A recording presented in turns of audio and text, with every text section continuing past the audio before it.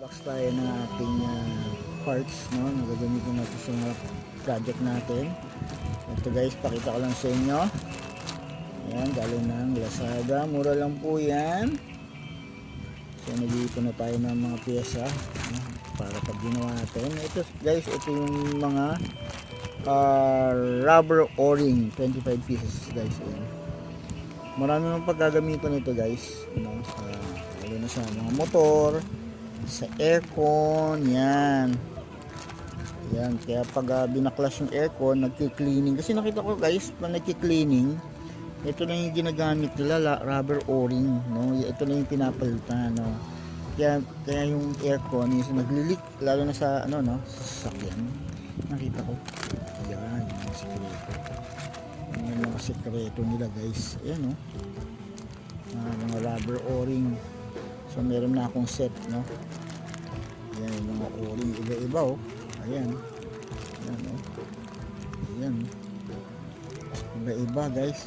Ang mura lang nito sa Lazada. Ayan, oh. So kasi pag binili mo to sa ano, ayan guys, so kompleto. Pag binili mo to sa motor shop, ang mahal na. Iba na yung presyo per piece na yan. Ngayon, pag bumili ka sa China, siyempre, ayan, makakabili ka ng tira-tira. So, yan siya guys, para makatipid, no? So, hanapin mo lang yung pag may pinalitan kang rubber o-ring, hanapin ko na lang dito. Yan, yung mga nabili ako, pati yung mga aluminum na, ano, na tawag dito.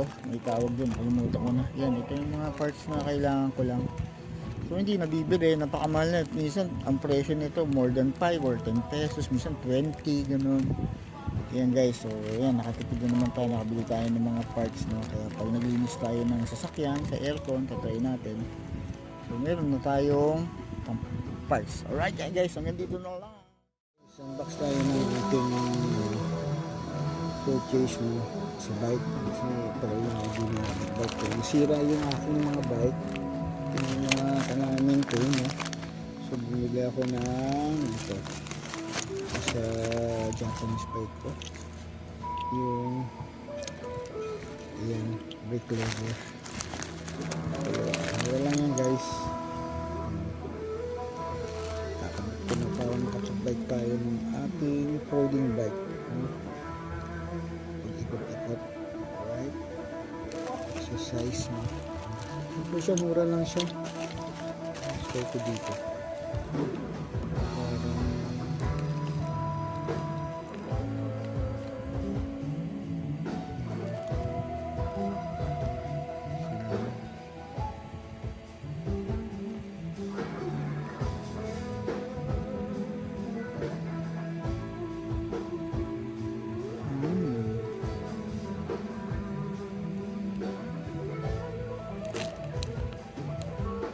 Parang siya magkano, pero mura lang to guys. Pabili ko kasi cash ko, COD. Pera pa yung wallet ko.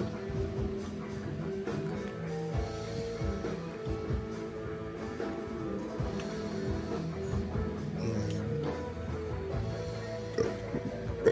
Ito siya guys, kulay white. Bali kulay dilaw yung aking bike. Lagay natin sa white na lever. Ayan. Ayan siya guys. So pag pinutang ko yun, ito na magiging lever na kulay white. Ayan guys. Ayan, no?